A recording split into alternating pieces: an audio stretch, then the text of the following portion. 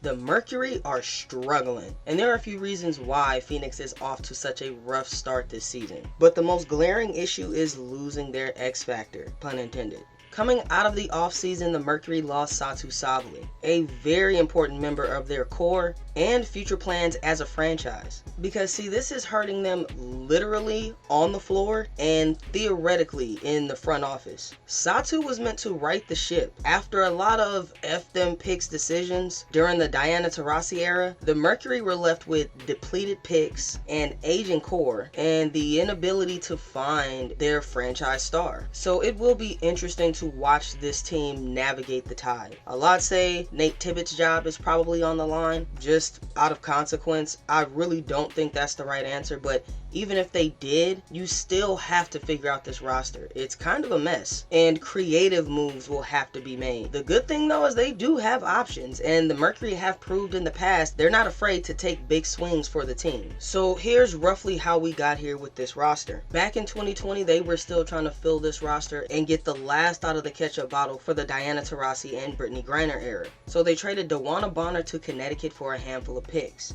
They turned those handful of picks into Skylar Diggins from the Dallas Wings. They basically lost all their first round picks for 2021, but walked away with one lottery pick for the 2020 draft. And they weren't done there. Now that they had their big three, DeWanna Taurasi, Brittany Griner, and Skylar Diggins, they were ready to surround them with great role players. Kia Nurse, Sophie Cunningham, Brianna Turner, future Defensive Player of the Year Elena Smith, Shea Petty, and Meg Gustafson. And the great and crazy part for the Mercury was this was working. It got them to the finals in 2021. Now, if they hadn't met the Candace Parker and Kalia Copper led Chicago Sky, of course this would be a different story. Because the problems would really start right after this finals loss.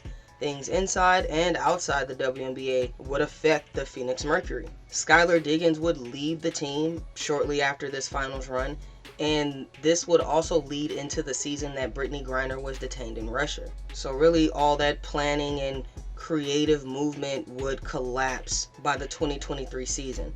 They went 9-31, from almost a powerhouse team to literally the bottom of the barrel. The Mercury were down, but not out.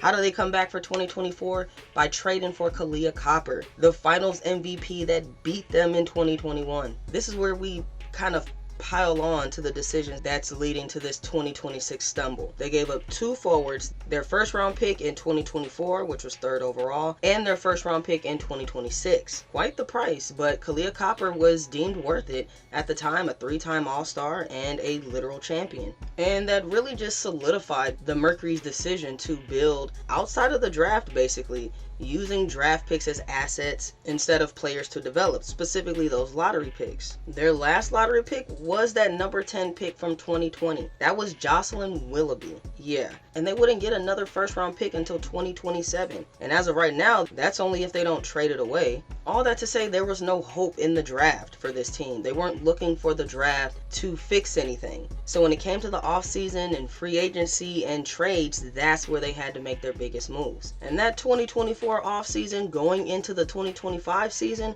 would definitely force their hand. They lost DeWanna Taurasi to retirement, and they lost Brittany Griner to the Atlanta Dream, who signed in free agency. Now again, to the Mercury's credit, they made moves immediately with no hesitation. In a massive 4-team trade, picked up Alyssa Thomas and Satu Sabally from the Dallas Wings. And this trade was supposed to right the ship. Correct any mistakes trade-wise, any draft picks that were just burned for no reason. This gave the Mercury a solid core, a big three of Alyssa Thomas, Satu Sabally, and Kalia Copper. Excellent. They almost immediately showed chemistry. Kalia Copper was able to just settle into her role, play 3 and D, not have to make too many big decisions, but score when it was her time. Alyssa Thomas was right in her comfort zone, playing that point forward position, not really dependent on to score points, so if she did have a big offensive game, that was just icing on the cake. And then Satu Sabally, she just got to come in and play free. Again, the X factor, who we're going to depend on if we need a bucket. You're a big part of how we scheme defensively. And that's really where the Mercury were getting their bread and butter, on defense. And they were rewarded with this team pretty much immediately by making it to the finals.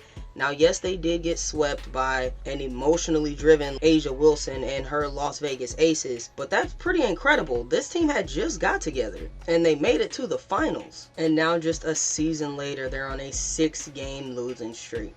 Now, I do think they'll pull out a few wins, but there are bigger problems here going on in Phoenix. Now, again, the biggest being that they lost Satou Sabally in the offseason. They weren't really able to bring in free agency, which is a pretty big issue for Phoenix considering the playing field was wide open. And to be one of the franchises in the league with a dedicated training facility, and they get a lot of perks in Phoenix, that All-Star weekend that was there, all the players were raving about it. So unless there was just no game plan or they didn't expect Satou to leave, maybe they just weren't willing to hand out the right max contracts. We won't really know. But they came back a little hobbled. I do have to give them credit for picking up players like Akoa Makani and Lexi Held, and especially someone like DeWanna Bonner. Even though they didn't have high draft picks, they did go out and find some young talent.